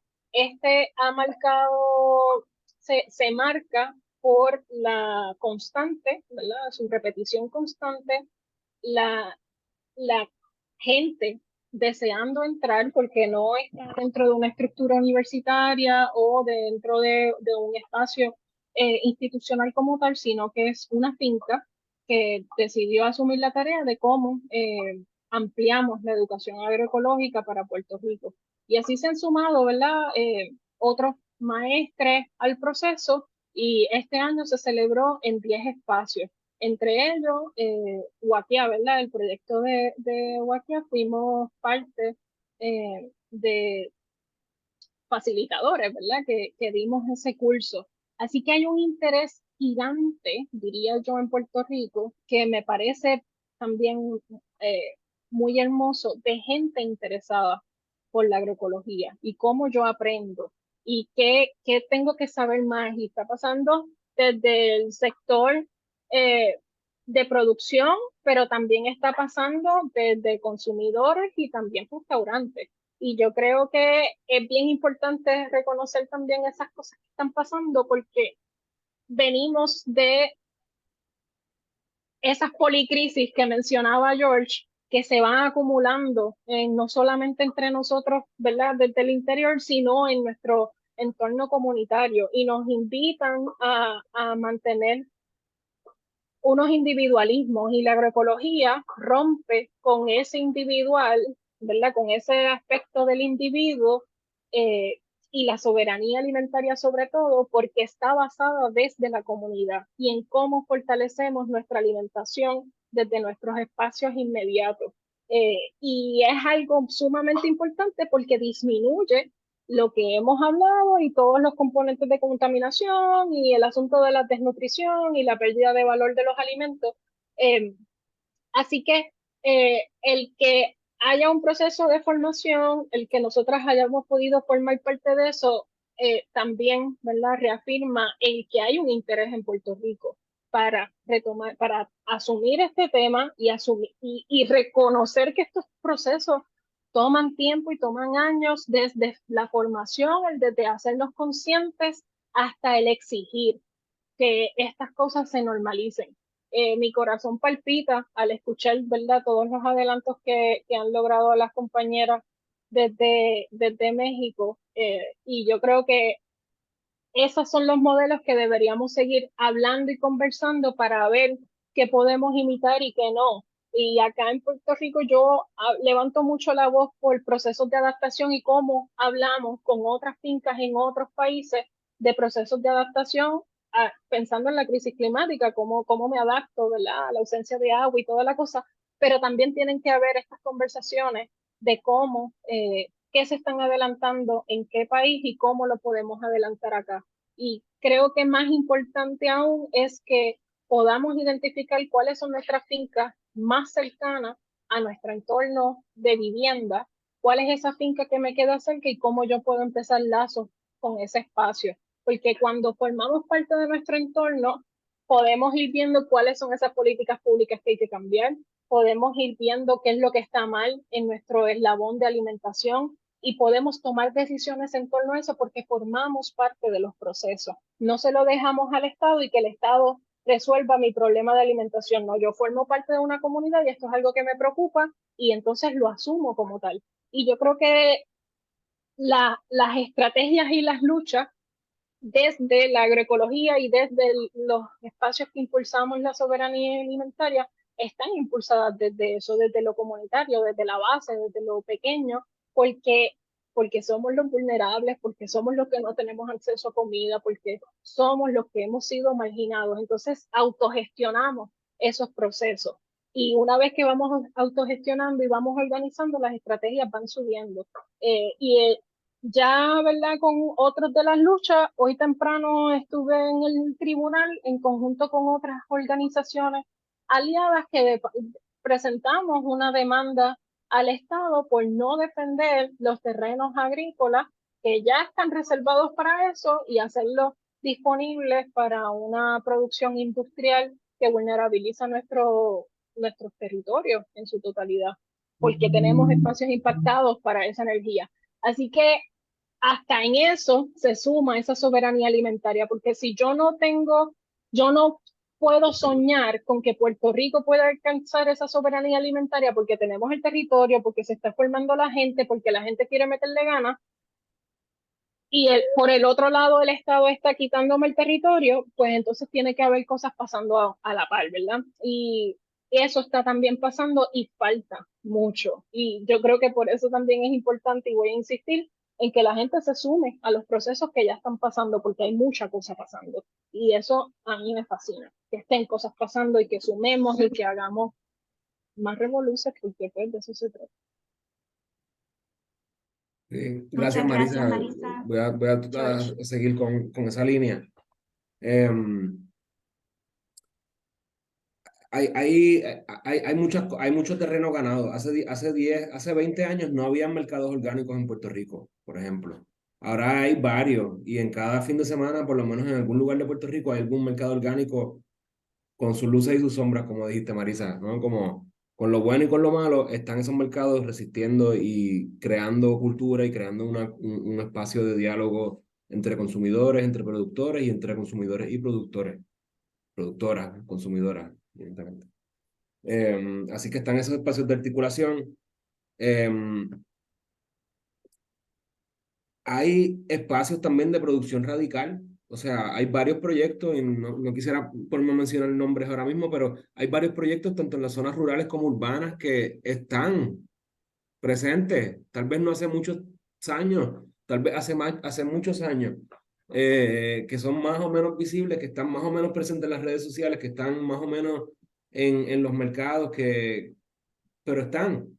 Y eso incluye no solamente productores orgánicos, pero también algunos productores convencionales. Faros, ¿verdad? Como de luz un poco agroecológica. Pensando en fincas más convencionales como Café Lareño, que tienen una producción alternativa de sistemas agroforestales funcionales, eficientes, con mucho reciclaje de nutrientes, con mucha diversidad, ¿verdad? Son un ejemplo bien interesante. Lo otro es la educación, ¿verdad? De la educación formal y cómo se va formalizando la educación informal. Es un proceso en el cual también se está trabajando, ¿verdad? El proyecto de Joco Bravo que menciona Marisa es un proyecto de educación informal que se está formalizando como un programa educativo a nivel nacional, con sus luces y sus sombras y sobre todo con su gran potencial de transformación a nivel territorial. El programa de bachillerato de UPR Utuado, no lo hemos mencionado, pero ese programa lleva desde el 2016 con un enfoque en agroecología, donde se están formando futuros agricultores y agricultoras del interior de la montaña, el único recinto en Puerto Rico que lo que tiene tiene, perdón, muchos estudiantes que son de herencia agrícola, ¿no? Que es una pequeña universidad con apenas 600 estudiantes en total, o sea, un high school, pero con ese potencial grande de tener un bachillerato en agricultura sustentable, y eso es inédito. El recinto de Mayagüez no ha producido eso. Gracias, Angélica, por mencionar la escuelita semillera, que también es un programa informal que se está formalizando como un programa de educación formal, ¿no? Como el próximo paso sería ver cómo se puede acreditar y que forme parte de los currículos oficiales de los programas de nuestros estudiantes. Y también hay otros procesos que yo creo que podemos trabajar, ¿verdad? Como potenciales, estrategias a largo plazo, es colaborar con agricultores convencionales, no para convencer, porque yo creo que convencer no es la palabra adecuada, sino como para demostrar y compartir esas fincas, esos faros agroecológicos, cómo compartimos los aprendizajes a agricultores convencionales en pro de rediseñar esas fincas, ¿no? De limitar el uso de herbicidas, de ir paso a paso, una cosita a la vez, ver cómo vamos transformando una finca a la vez. Y eso es a nivel de finca, y ya luego a nivel de territorio, tenemos unas estrategias de gobernanza y de organización social que hemos estado implementando. Entonces, alguien preguntó sobre la capacidad real de interceder en políticas públicas. Y tengo como dos elementos de respuesta. Lo primero es una pregunta y es por qué quisiéramos trabajar con el gobierno, y hay razones evidentes para colaborar con agencias, ¿verdad? Y de proponer políticas públicas adecuadas, pero ya hemos visto que es como darse contra la pared en muchos aspectos, y que por eso también surgen iniciativas informales, ¿no? Como políticas públicas informales, en oposición a políticas públicas formales, ¿no? De textos de leyes y demás, proyectos de leyes, que nos permiten accionar desde la base, los comedores sociales, los CAM, fincas individuales, ¿verdad? Proyectos individuales, y no olvidar también el impacto que podemos tener como ciudadanos y ciudadanas en nuestra propia comunidad. O sea, no hay que ser agricultor ni superhéroe como para tener un efecto transformativo. Con decir hola y adiós a nuestros vecinos y conocerles, es grande ya. Y eso es algo que hemos perdido. Entonces, ¿cómo vamos repensando ese tejido social pues, con nuestro alrededor y con nuestro ambiente inmediato, ¿no? Con nuestro alrededor inmediato? En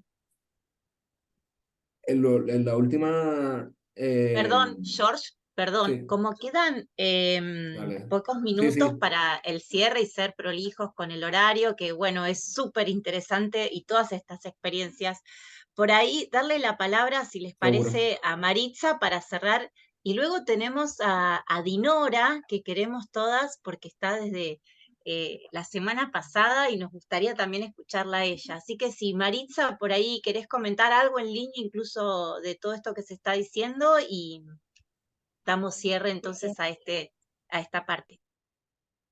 Sí, en cuanto a las estrategias y las luchas que llevamos adelante, o sea, desde los que estamos en el campo, digamos, el acceso a la tierra, al agua, en sí, a los derechos básicos como trabajadores en el campo, lo hacemos constantemente, ¿no? Y también en cuanto a, o sea, la comercialización justa, de cercanía y producción de temporada, como que eso lo fuimos trabajando mientras íbamos viendo que era necesario, digamos, también que en sí el pueblo sepa de dónde vienen esos alimentos, quiénes somos los que producimos. Para eso nosotros, por ejemplo, hacíamos verdurazos en las plazas principales de las grandes ciudades para que sepan que hay diferencia, digamos, entre nosotros los pequeños y medianos productores y los grandes agroexportadores de granos, y que realmente nosotros somos los que producimos alimentos, y es necesario, digamos, trabajar de manera articulada con, en sí, desde la producción, la comercialización de alimentos. Muchas gracias, Maritza, y por lo concreta. Ahora quisiéramos darle la palabra a Dinora, si está por ahí.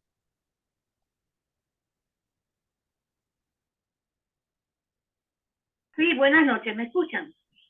Perfecto. Ok, quiero hacer un comentario. Ok, espérense un momentito. Sí, saludo a todas y a todos. Quería hacer un breve comentario, ¿verdad? A falta de tiempo suficiente. Realmente sería un tema largo para tratar, pero no teniendo el tiempo, pues entonces nos vamos a circunscribir a pocas palabras. Lo que quería señalar es que los problemas que enfrenta nuestro país referente a la soberanía alimentaria son muchísimos y realmente no hay tiempo para enumerarlos. Sin embargo, ¿verdad? Podemos señalar brevemente que la realidad nos indica que en muchísimos países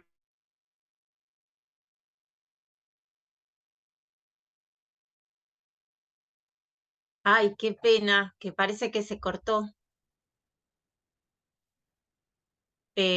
Bueno, si se vuelven a conectar, porque la verdad que lo que estaba diciendo el compañero que estaba ahí con Dinora era fundamental y de algún modo me parece que es lo que está atravesando todo esto que fuimos hablando hoy. Incluso las experiencias de México, de California, ¿no? Del lugar de las políticas públicas en relación a la soberanía alimentaria. Y me parece que lo que estaba diciendo acá el compañero es que justamente tiene que ver con el avance de las políticas neoliberales que están a la orden del día. En Argentina lo tenemos muy claro, evidentemente en Puerto Rico lo mismo, ¿no? Es la avanzada del capital sobre los territorios y ver también cómo desde los países del sur global, ya que empezamos a tener estas problemáticas que vemos que nos atraviesan y que también existen todas estas alternativas que George ahora estaba enumerando muchísimo, ¿no? De lo que está pasando en Puerto Rico, Maritza de Argentina y Marisa también, obviamente de Puerto Rico, ¿no? Y también de México. Bueno, empezar a lo largo, ¿no? Nos quedan por suerte unos cuantos encuentros más, pero empezar a poner también de plano, ¿no? Ver cómo podemos hacer estas articulaciones, porque el capital está claramente bien articulado y organizado, pero bueno, acá tenemos muchas de estas experiencias, ¿no? Empezar a ver cómo podemos hacer estas redes, ¿no? Me parece interesante. No sé qué les parece, y si Licia también quiere, como estamos casi sobre la hora, si Licia querés comentar, y también acá tenemos también Tara, obviamente. Sí, nuevamente disculpen por mis problemas técnicos en Zoom. Creo que el encuentro de hoy ha sido muy interesante. Creo que si no todos, la gran mayoría de los presentes aquí conocemos esa frase famosa de Hipócrates que dice que deja que la comida sea tu medicina y la medicina tu alimento. Pero, ¿qué podemos hacer en un mundo en el que los alimentos, en lugar de curarnos o de beneficiarnos, nos enferman? Así que yo creo que esa es como una pregunta que también podemos seguir pensando para seguir dialogando en los próximos encuentros. Caro Otero, te damos el micrófono para que puedas dar tu opinión. Adelante.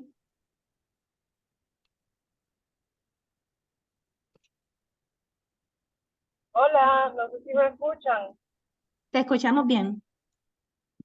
Hola, pues aquí estoy con Carmen Veguilla, mi compañera de trabajo.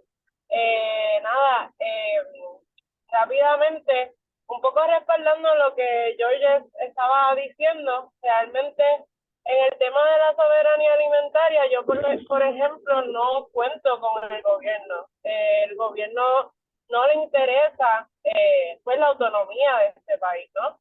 Y entonces lo que es la soberanía alimentaria en Puerto Rico me parece que es algo sumamente subversivo que tenemos que asumir, ¿verdad? Como lo que es una resistencia política que tiene que ser pues autogestionada. Eso obviamente tiene implicaciones de con lo difícil y cuesta arriba que se siente, pero a medida que nos conectamos, ¿verdad? Desde el poder y la salud que nos da la tierra, entiendo que podemos ir como trazando esas vías alternativas de alimentación, que cada vez en Puerto Rico siento mayor efervescencia y conexión, ¿no?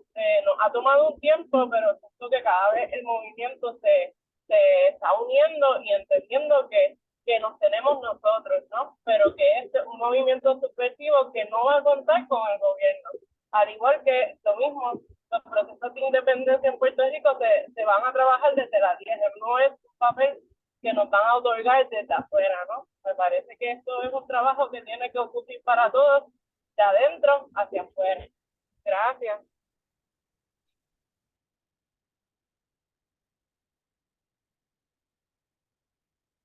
Muchas gracias, Caro. Bueno, para finalizar, tenemos una dinámica. Gloria, ¿quieres explicarla tú? Y después yo cierro. Bueno, muchas gracias por todos las conceptualizaciones, las ideas, las propuestas, contar lo que está pasando. Creo que salieron muchísimas cosas. Vamos a seguir entonces trabajando con todos estos nudos desde distintas cuestiones, ¿no? El encuentro que viene ahora lo va a decir Licia, y lo que les quisiéramos proponer para esta semana es que por favor nos manden 1, 2 imágenes por mail de lo que es para ustedes la soberanía alimentaria. Los problemas, las luchas, ¿no? Las luchas, nos encantaría que manden imágenes de las luchas, porque vamos a hacer también un collage nosotras y lo vamos a traer la semana que viene. Las luchas, las alternativas, los desafíos. Así que eso sería una gran contribución y contar con eso de todos los países que están acá presentes. Sí, nos las pueden enviar las fotos al email que hemos creado específicamente para este conversatorio, resistenciascorcina@gmail.com. Como quiera, ahora Tara lo escribe en el chat.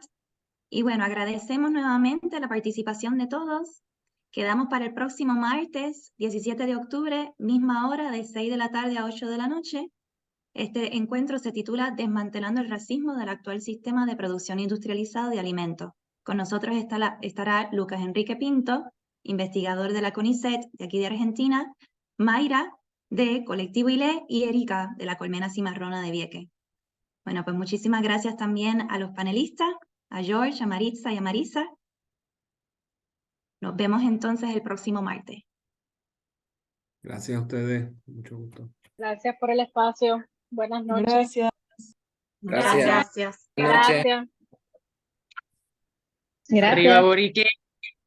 Hasta la victoria siempre. Eso, compañero. Así sea. Gracias, buenas noches. Buenas noches. Gracias, buenas noches.